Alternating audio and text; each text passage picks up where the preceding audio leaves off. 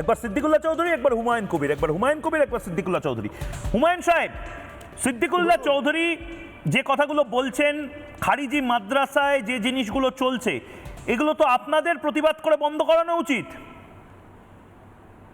দেখুন, খারিজি মাদ্রাসা পশ্চিমবাংলায় অনেক রয়েছে সংখ্যায়, প্রায় 10,000 বা তারও অধিক হতে পারে বা কিছু কম হতে পারে।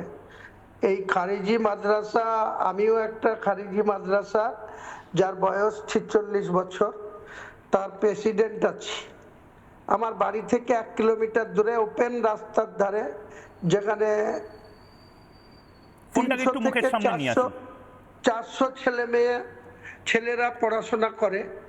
তারা মূলত উর্দু, আরবি এসবই পড়াশোনা করে এবং আমাদের ওই মাদ্রাসার সঙ্গে একটা ট্রাস্টও যুক্ত আছে, যেখানে সরাসরি আমরা অনলাইনে আমাদের সেই মাদ্রাসায় আর্থিক সাহায্য করে এবং তার সম্পূর্ণরূপে স্বচ্ছতা বজায় রেখে সেই মাদ্রাসায় 8 থেকে 12 জন শিক্ষকের স্যালারি দেওয়া হয় এবং তারা আরবি উর্দুর পাশাপাশি বাংলা ইংরেজিও পড়াশোনা করে। না, কিন্তু খারিজি মাদ্রাসা কি ক্রমশ সন্ত্রাসের আখড়ায় পরিণত হচ্ছে?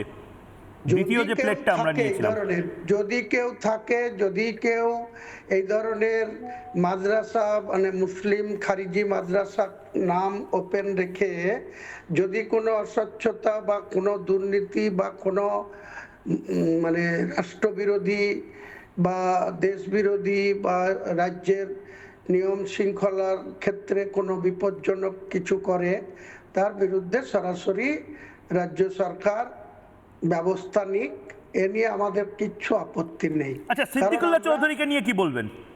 সিদ্দিকুল্লাহ চৌধুরীকে নিয়ে কি বলবেন?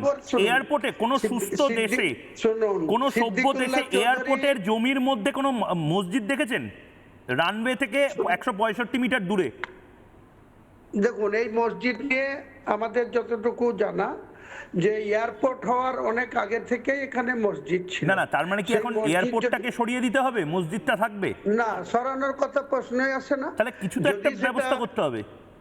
যদি সেটা রাষ্ট্রীয় সিকিউরিটির প্রশ্নে বা ভারতবর্ষের মাননীয় ইন্টারন্যাশনাল এয়ারপোর্টে যাতায়াতের প্রশ্নে যদি সেই মসজিদ কোনো প্রবলেম দেখা দেয় বা যদি রানওয়ে ব্যবহার করতে গিয়ে যারা পাইলট আছেন বা যারা এয়ার ওঠানামা করায়, তাদের ক্ষেত্রে যদি সত্যিই অসুবিধা হয়, সেটা অন্যত্র সরানোর প্রভিশন আছে, তো কোনো অসুবিধা নাই। সেখানকার সিদ্দিকুল্লাহ চৌধুরী সাহেব বলছেন তো, এই 1 কোটি মুসলমান সমাজকে যে আহ্বান জানাচ্ছে সিদ্দিকুল্লাহ চৌধুরী, তার মধ্যে কি আপনি এর অংশ?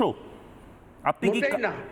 আমি এই ধরনের কোনো কথা, সিদ্দিকুল্লাহ চৌধুরী বরাবর, উনি জামায়াতুল মুহিনের রাজ্য সভাপতি এখনো আছেন এবং বিভিন্ন খারিজি মাদ্রাসায় যারা পড়াশোনা করে, সেই সমস্ত অল্প বয়স, মানে 12, 14, 18 এই বয়সের ছেলেদের উনি বরাবর এই মসজিদ, এই জামায়াতুল মুহিনের সভাপতি হিসাবে এইসব মাদ্রাসার লোকদের, শিক্ষকদের নিজেদের পক্ষে রেখে তিনি রাজনীতি করেন। এটার আমি সম্পূর্ণ বিরোধী। আমরা মাদ্রাসা সভাপতি আছি, কিন্তু আমরা রাজনীতির সঙ্গে সেই মাদ্রাসাকে কোনো মতেই কোনো সময় জুড়ি না বা কোনো দিনই জুড়বো না, ভবিষ্যতেও কোনো দিন জুড়বো না।